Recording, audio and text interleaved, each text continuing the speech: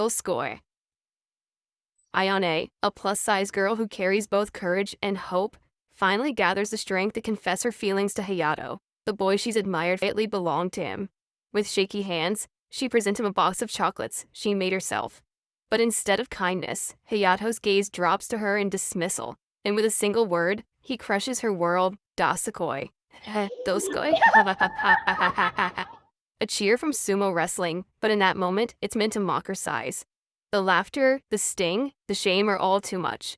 Ayane forces a brave smile, but inside, she's shattered. Not even her friend's support or the comfort of watching her favorite idol's videos can ease the ache of that moment. And so, from this heartbreak, her true journey begins. This is Dascoy, Sukahira. In the peaceful countryside of Yamanashi, Ayane Sukahira is a cheerful teenager who starts every day working on her family's farm. She spends most of her time with her best friends, Chihiro Shina, Akiha Soi, and Haru Nakamori. Together, they call themselves the Fat Four. While they don't get much attention at school, their friendship is strong, and they always have each other's backs. However, after Hayato mocks her, Ayane feels deeply embarrassed and heartbroken. She rushes away and hides in the school restroom. That's when Shina steps in with a fresh idea. Why not go to Tokyo for a beauty treatment? At first, Ayane is unsure if it will help, but with Shina's encouragement, she agrees. At the Tokyo salon owned by the stylish Kurata, Ayane feels nervous and out of place. She doubts if she belongs there, but Kurata's kind words help her relax. As the treatment begins, Ayane starts to realize that true change isn't about how she looks, it's about learning to love herself. Years after graduating, Ayane starts a new chapter in Italy, the land famous for its fine chocolate. She lands a job at a local chocolate shop where she gets to taste delicious treats every day. For the first time, no one mocks her appearance or calls her Dascoy. Meanwhile, she shares a cozy home with Fred, a makeup artist who introduces her to yoga, traveling, and a more relaxed lifestyle. Her days are filled with things she loves, tasty chocolate, good friends, and a peace she's never known before. However, during a holiday trip, Ayane has a jet ski accident and falls into coma. Weeks later, she wakes up to learn she needs stomach surgery. The operation causes her to lose weight quickly, lose her appetite, and feel like her own body is unfamiliar. Although doctors say she looks better now, Ayane feels lost. She no longer recognizes herself, so she decides to return to Japan. Her family's worried, and so is she. Facing her old life with a new body won't be easy. At the airport, her 3 childhood friends come to meet her. At first, they don't recognize the slim woman walking toward them, but when she speaks, they Halema. The voice is Ayane's, but everything else has changed. Later, at a cafe, Ayane only takes a few bites of her meal. Her friends watch, confused. The girl they knew before would have finished her plate. Shina begins to understand how much Ayane's life has changed, and a quiet jealousy starts to grow. Back in Tokyo, Ayane isn't sure where to stay. Her parents invite her home, but the family farm is now managed by her brother and sister-in-law. Not wanting to be a burden, she feels hesitant. Meanwhile, noticing Ayane's struggle, Shina takes her to her workplace, a therapy salon called Happy Daikanyama. There, Ayane reunites with Kurata, the salon owner who once helped her build confidence. Kurata is stunned by how much Ayane has changed. She barely recognizes her at first, but when Shina speaks up, Kurata listens closely. Shina explains that Ayane used to be Japan's top dairy milker. Her hands were truly magical. She believes those same hands could bring great healing in therapy. Though Ayane remains quiet and unsure, Kurata senses a spark in her. The salon serves important clients who value privacy, and Ayane is calm. Gentle touch might be just what they need. So, Ayane is offered an internship. Clients begin calling her the hands of God. Despite all the changes in her life, Ayane always carries a piece of chocolate in her pocket. Not to eat, but as a reminder of where she came from. One afternoon, Kurata asks Ayane to handle a private session for a very important client, since Kurata injured her hand. When Ayane sees the name, she freezes. It's Takumi Minato, her longtime idol. This is a huge moment. It's Ayane's first time giving therapy to a man, and not just anyone. It's the man she's admired for years. Nervous but determined, she proceeds. The session goes surprisingly well, and Takumi is so impressed he asks for her again right away. Later that night, Ayane returns to her boarding house to find a surprise visitor. Fred has flown in from Italy without telling her. He's not just visiting, but he came all the way to Japan to see Takumi Minato's concert. Proudly, He admits he's a huge fan and wants to enjoy every moment. The next day, Takumi returns for another session. When it's over, he asks Hana out to dinner on her day off. At first, she's unsure if he's serious. But when he insists and even calls it a date, setting the time and place, Ayane starts to panic. Do está linda? She's never been on a date before, especially not with someone like him. Plus, her wardrobe is mostly cow print tees and comfy clothes. She seriously considers canceling. Meanwhile, Fred notices her worry right away. Without making a big deal, he steps in to help. He tells her it's not about looking perfect, but about having the courage to go. Without needing more explanation, Fred gets to work. He picks out an outfit, styles her hair, and does her makeup. By the time he's finished, Ane looks like a whole new person. As she leaves, she thanks Fred, but doesn't mention who she's meeting. Ayane arrives at the public stairs near the salon, just like Takumi said. She waits nervously, wondering if maybe he was joking after all. Then Takumi appears. They walk out together, and Ane tries to keep some distance, worried about what others might think. But Takumi reaches out and takes her hand, showing he doesn't care about appearances. The restaurant is fancy and beautiful. Ayane is amazed, and for a moment, it all feels like a dream. Suddenly, a notification pops up from the Line Poco Poco game. Ayane thinks it's hers, but it's actually Takumi's. They laugh when they realize they both play the same game. When Takumi sees her level, which is 900, he's impressed. They add each other as friends in the app, and Takumi says if he ever sends her a clover, it means he wants to see her again. The rest of the night goes smoothly. They joke, share stories, and relax. For the first time, Ane isn't just a fan or an outsider. She's simply herself, and she feels truly seen. After dinner, Ayane still feels unsure. She wonders why someone like Takumi would ask someone like her out. But Takumi stops her, telling her not to doubt herself. To him, their time together wasn't by chance, it was meaningful. That night, Ane walks into her boarding house with a quiet smile, still caught up in memories of the dinner. She thinks over how Takumi looked at her and the things he said. Fred watches her closely. He doesn't ask any questions, but he can tell something has changed. Ayane seems lighter and happier. The next morning, as Ayane heads to work, her phone buzzes with a message from Line Poco Poco. It's from Takumi. He sent her a clover. Just as he promised, it's his way of saying he wants to see her again. Ayane's face lights up, and she walks to the salon with a little extra spring in her step, feeling excited. Meanwhile, at Happy Daikanyama, Kurata receives an invitation to a birthday party from one of their regular clients, Mr. Yokohama, who is turning 60. However, since she has a trip to Osaka coming up, Kurata can't attend. She asks Ayane to go in her place. At first, Ayane feels nervous.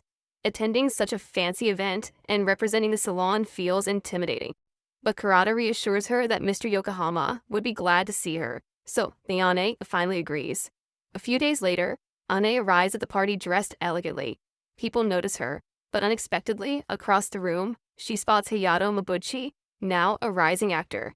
Standing beside him is actress Ai Fudashiro, who seems to recognize Ayane, likely because of her recent connection to Takumi. Curious, Fudashiro approaches Ayane and starts asking about her relationship with Hayato. Ayane keeps it simple, saying he was just a senior from school. But Fudashiro senses there's more beneath the surface. She knows Hayato means more to Ayane than she lets on. Later, Fudashiro teasingly talks to Hayato. She mentions that Ayane used to be his fan and that Takumi Minato now calls her the goddess with magic hands. Then, with a whisper, she leaves. Not long after, Hayato comes over and asks to speak with Ayane privately. He tells her that he and Takumi are in the same talent agency. Although Takumi has more experience, Hayato admits he still has a lot to learn. Then, unexpectedly, Hayato asks if she really was his fan. He confesses he never noticed her back in high school. Ayane stays composed and reminds him they were in different grades first. As Ayane leaves the party, she sees Takumi talking with Fudashiro. The sight makes her uneasy. Shortly after, Miss also approaches and casually remarks that Takumi and Fudashiro seem like a good match. Then she warns Ayane to be careful, not to get too close. According to Miss Aso, Takumi has a history with women and a charm that can easily fool people. Later that night, as Ayane gets ready to leave the party, Mr. Yokohama offers her a ride. She's hesitant but agrees. Inside the elevator, she politely hears. She had her suspicions and finally catches her husband crossing the line. The next day, Ayane arrives at work feeling down. Rumors have been swirling that Takumi might already have a girlfriend, and it weighs heavily on her. Then Hayato shows up, saying Takumi won't be surprising them both. Hayato quickly explains that Miss Aso told him Takumi was too busy and that he just wanted help. Takumi cuts straight to the point. He says his relationship with Fujishiro is over. He came to be honest with Ayane and explain everything. Meanwhile, Hayato and Fujishiro share a private phone call, both looking worried about Takumi and Ayane growing closer. A few days later, Takumi invites Ayane to the same restaurant where they had their first dinner. He apologizes for hiding his past with Fujishiro, but Ayane doesn't let go easily. She tells him he doesn't truly know her, that she's not some perfect version of herself. Suddenly, Fujishiro interrupts, calling Ayane by her old nickname Dascoy Sukahira, and showing a photo of Ayane before her transformation. Takumi is shocked. The woman in the picture looks nothing like the Ayane sitting across from him. Ayane doesn't hide anything. She admits how much her life changed after losing weight, about hiding in a room, playing games all day, feeling worthless. Without another word, she walks away. Takumi tries to follow, but it's too late. Paparazzi spot them and rush in, turning what should have been a private moment into a media frenzy. That night, Ane breaks down, crying alone in her room. The next morning, on the street, two teenage girls confront her, blaming her for Takumi and Fujishiro's breakup. When she reaches the salon, reporters are already waiting, pushing microphones in her face, demanding answers about her personal life. Inside, as Ayane tries to work, she watches a live press conference. Fujishiro tells the media that the woman seen with Takumi and Ayane was just a friend, and that Fujishiro herself was there too. But soon the truth surfaces. The woman in the photo wasn't Fujishiro at all. It was Hayato's girlfriend. Suddenly, the public begins to doubt everything. Shortly after, Hayato arrives and reveals that Mr. Yokohama planned the entire scandal. To fix things, he suggests a cover story. Ayane should pretend to be his girlfriend to protect Takumi's reputation, especially with his big projects coming up. But Hayato isn't just trying to protect his image. He says he wants their story to be real and asks Hane to leave the mess behind and go back to Yamanashi with him. On their way, they stopped at a hotel. That's when Hayato suddenly changed. His behavior crossed a line that shocked Ayane. She pushed him away and demanded an explanation, making it clear she wasn't someone to be taken lightly. Inside the hotel room, Hayato confessed that Fujishiro had told him about Ayane's past. He realized Ayane wanted a crush on him, though he hadn't noticed back then. He even admitted that the nickname Dascoy, which used to feel like a harmless joke, now sounded cruel. Finally, Ayane spoke up. She shared how she admired him ever since he saved her from that accident, and how she had poured her heart into making Valentine's chocolates just for him. But Hayato reminded her that he was the one who first called her Dascoy. He said he got so many chocolates in school, he couldn't remember every girl, especially those he wasn't interested in. Then he revealed his real plan, to keep Takumi away from Ayane. He hoped Takumi would reunite with Fujishiro, so Hayato could have Ayane all to himself. Angered by this, Ayane slapped him. She told him she wasn't a prize to be won. Without another word, she turned and walked away, leaving Hayato behind. On the way home, a Buddha head statue fell off a moving truck and nearly hit Ayane just like years before. But this time Takumi was there. He rushed to her side and pulled her to safety, protecting her from harm. Still shaken, Ayane looked up as Takumi held her tightly. He said how glad he was to see her again and that her past never mattered to him. Suddenly, reporters appeared, cameras flashing everywhere. But just before things got out of control, Ayane's friends arrived in a car and whisked him away. They headed straight to Sukahira Farm, where Ayane's family welcomed them with warmth. At the farm, everything finally settled. Surrounded by those who cared, Ayane began to feel calm again. The connection between her and her friends slowly started to heal. Later, while watching TV, a live press conference appeared. Fujishiro apologized to everyone involved, including Takumi's fans. She thanked Takumi for supporting her career and explained that she had only stayed close to him to help him through tough times. After the broadcast ends, Takumi quietly slips away from the farm. A few days later, he and Ayane meet. She's not quite that strong yet. Still, she's working hard to grow and build her strength before revealing her true feelings to Takumi. Ayane promises that when the moment is right and she feels ready, she'll seek him out and confess to wait for her, but softly urges her not to keep him waiting too long. The end. So the moral of the story is, don't let some sumo shout or a falling Buddha wreck your day, because no matter what, you'll glow up, find yoga, eat chocolate like a boss, and leave all the haters eating your dust.